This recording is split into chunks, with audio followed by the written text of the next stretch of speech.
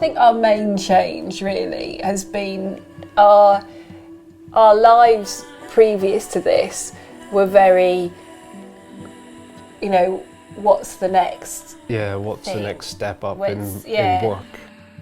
I've been like this the last couple of months. It's not about careers and money and stuff. I'm just what I've been hearing on the radio and everything and seeing it on the news. Everybody's just into money and earning money, and I think that's what's affecting. Whereas now I can't earn money, and it's probably because I've got too much time to look out at all the wrong things that's going on. I'm just a bit more, if everybody took time out to spend with their family and have what I have, they'd be better off. There's so many good things to come out of this. One is, I know myself much better, and that's a massive gift, and you understand how you work better and you understand your fragility.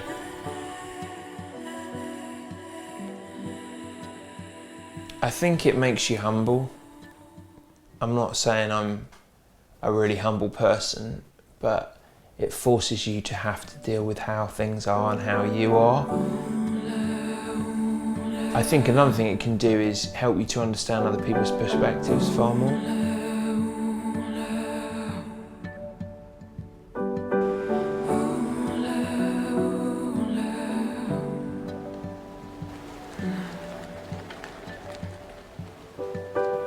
Emily's sort of a bundle of joy. She lights up a room, she's got loads of energy, she loves people, she loves to socialise. She loves music, she loves dancing, she's kind of, she loves life.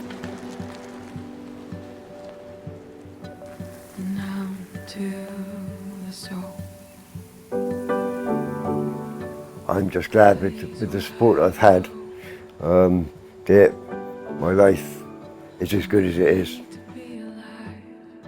It's never too late.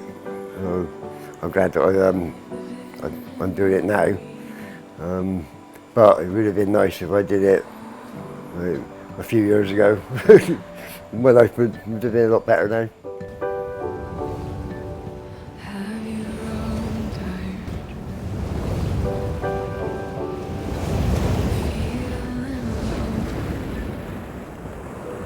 So I was 28 when Yeah, somewhere around yeah, there. 28 when I found out that I had cancer.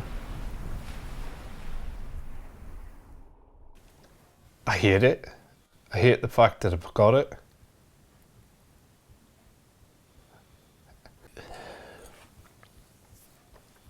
It's difficult.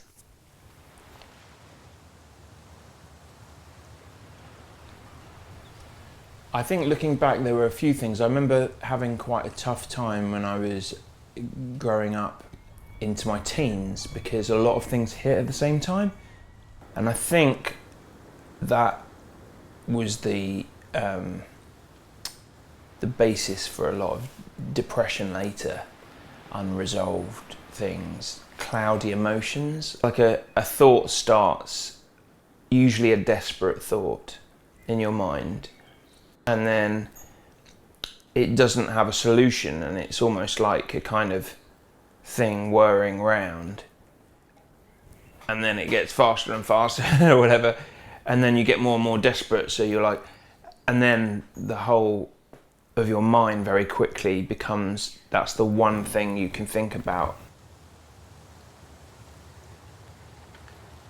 I think from the beginning, when we read on paper Em's stories, the fact that what happened to her was when she was at her most vulnerable and most helpless, that made me just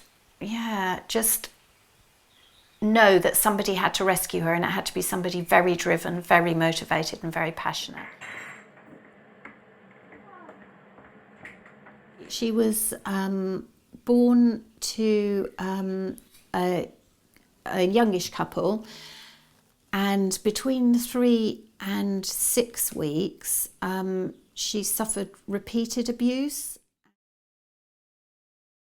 It felt like a huge challenge, and it felt like you're making a commitment for life. You're saying to this person, whatever you're going to bring me, bring it on. I'm going to love you anyway.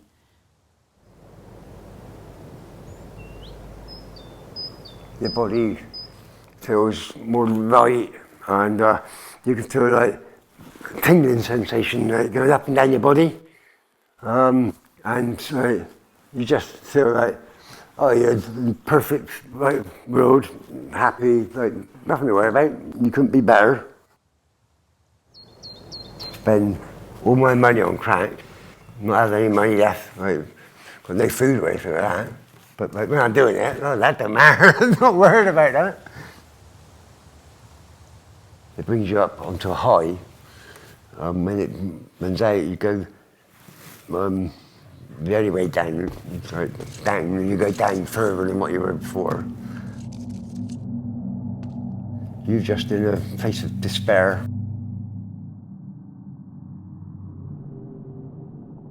I think the reason why I felt like ending my life is just no hope, and just giving up.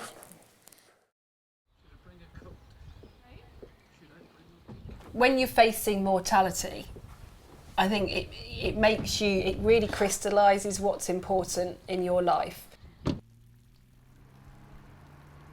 So don't worry about the small things, and appreciating life for what it is the most significant thing. We've had a fantastic life. Yeah. Together, and long may that continue, and it's really made us as a family a very, very strong unit.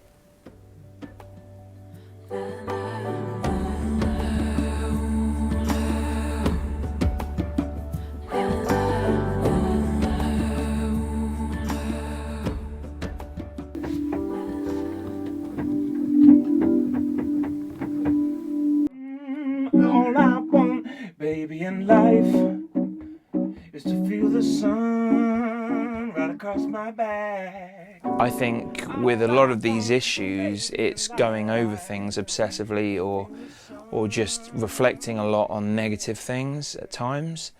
And one thing that's key, I guess, in that to have peace is forgiveness, isn't it? And grace, I would say, like having grace for people, having grace for yourself. I think that a practical way of that coming about is probably through being able to let go of some of the people that have done different things and the situations by just actively forgiving them. If you don't have a kind of graceful glasses, if you like, or whatever it is, you know, you're going to probably pull everything apart, and yourself too. And I think that's where maybe humility comes in a bit, is like being able to look at things with grace. You don't have the whole picture. That's another thing I've learned, which is really good. You don't have the whole picture, and that's actually a gift. To know that you don't know everything and you can't understand everything is actually a gift. And I think maybe that's where a lot of us might be falling down in this age of things being so fast and, you know, information overload. It's like, actually, there's no way we can know everything. So there's a peace that comes from thinking in that particular way, a bit more outside of yourself, you know, and a bit more kind of taking the longer view and stuff. And I'd say that's definitely a faith thing for me.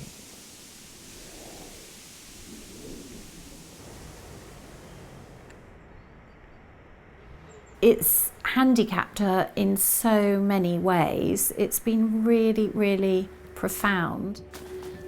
But the more trouble she threw at us, the more we rose to the challenge. And you just got to meet her to understand that you can't give up on her. She's incredible.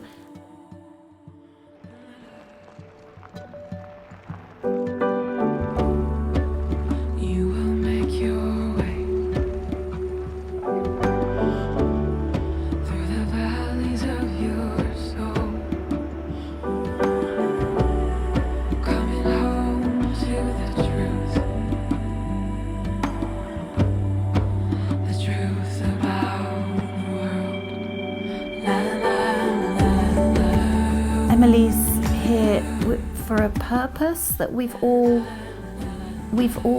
got a purpose, and we experience the magic of watching Emily's unfold, and we have the honour of being loved on an intensely deep level in what seemed like an impossible situation that we have been able to have the privilege of overcoming, and that we've had the privilege of being part of her life. I do believe that Emily's got a lot to give, and that there is a purpose in her life. And if all that is about unconditional love and experiencing that more, then I can't think of anything better or anything more important.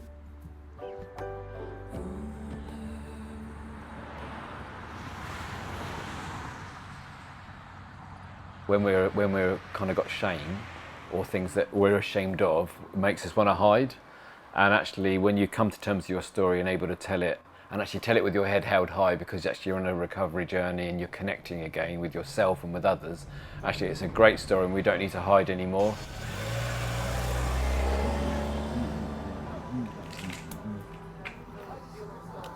I think you know you're not doing this on your own.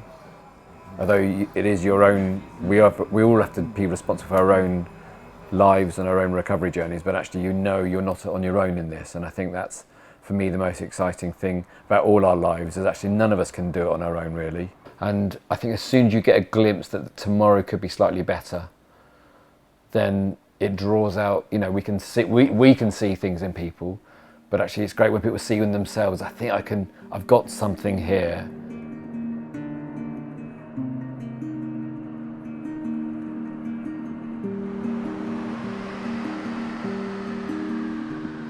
Try and stay positive, even when things might go wrong. Just try and think, well, it can get sorted. Because, as I said before, my life could have been so much different, in a bad way.